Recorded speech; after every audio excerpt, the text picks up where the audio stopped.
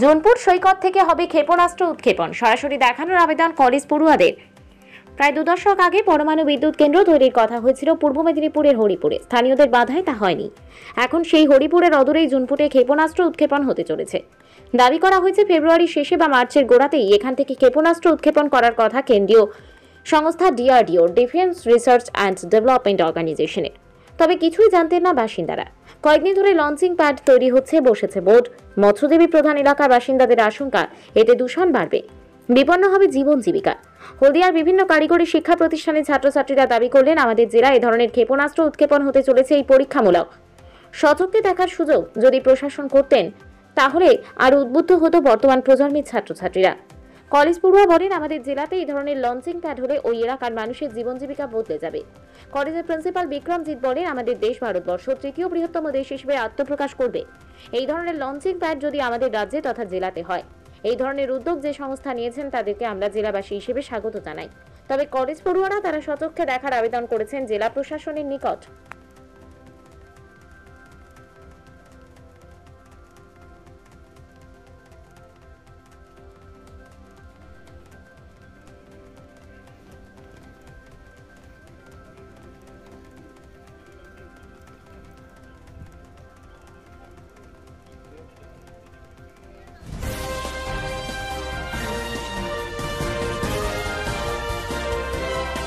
ফেব্রুয়ারির শেষ দিকে অথবা মার্চে DRDO, যেটা defence research and development organisation, তারা একটা এখান থেকে টেস্ট লঞ্চ একটা করবে, একটা রকেট ছাড়বে, সেটা বালাসোর থেকে ইন্টারসেপ্ট হবে। ওদের কোনো রিসার্চের ব্যাপার আছে, যার জন্য রাজ্য সরকার থেকে ওদের জন্য একটা জোনপুরে জমিও দেওয়া হয়েছে।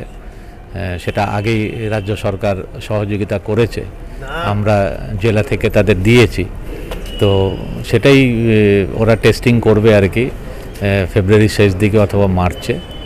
তো দেখা যাক, ওদের ডেট এখনও জানাইনি, ডেট জানালে নিশ্চয়ই আমরা জানাবো।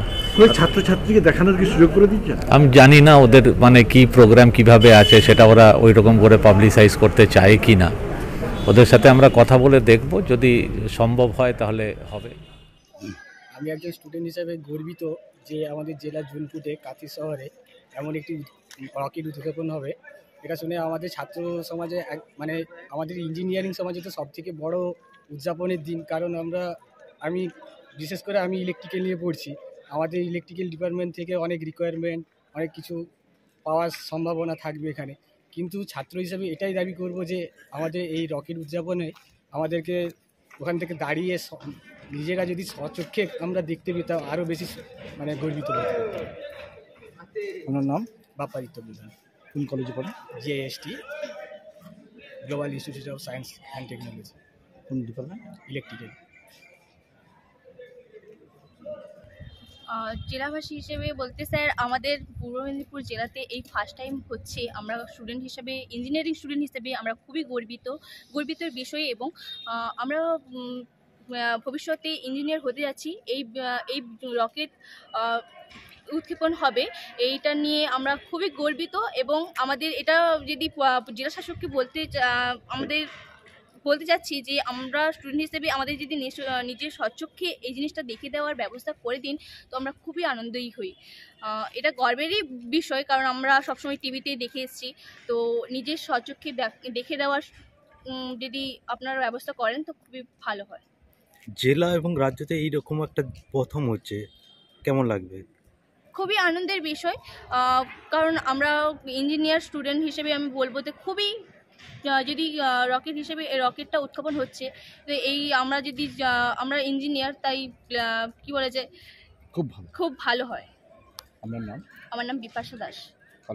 College global institute of science and technology, department CST, computer science and technology. আমাদের পূর্ব মেদিনীপুর ডিস্ট্রিক্ট যেটা রয়েছে, পূর্ব মেদিনীপুর ডিস্ট্রিক্টের এই ধরনের পদক্ষেপ এই প্রথম। তো রাজ্যের মানুষদের কাছে এবং এখানকার ইয়ং জেনারেশন যারা ছাত্রছাত্রীরা রয়েছে তাদের কাছেও এটা পুরোপুরি নতুনত্ব একটা বিষয়।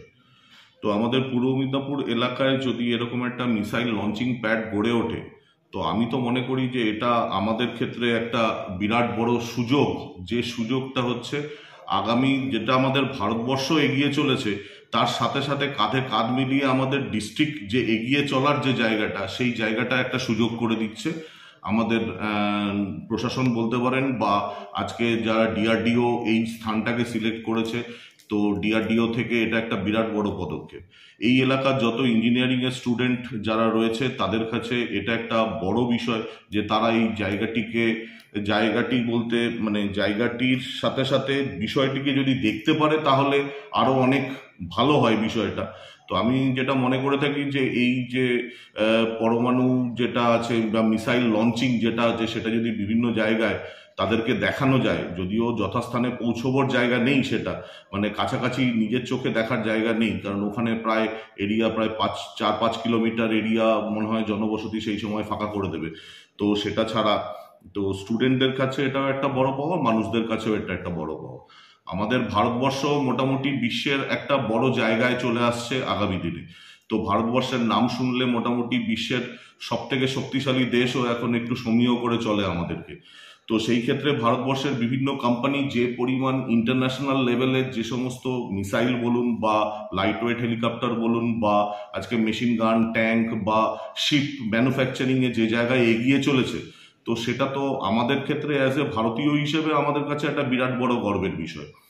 আজকে যদি দেখেন যে আমাদের যে সমস্ত ইন্ডিয়ান কোম্পানি যারা রয়েছে, যেমন ধরুন ভেল রয়েছে, আমাদের ভারত ডাইনামিক্স রয়েছে, ভারত ফোর্জ রয়েছে, এই সমস্ত কোম্পানি বা ভারত ইলেকট্রনিক্স রয়েছে, এরা যে লেভেলের কাজ করছে এখন সেটা মনে হয় ইন্টারন্যাশনাল লেভেলে একটা বিরাট বড় জায়গায় তারা চলে এসছে।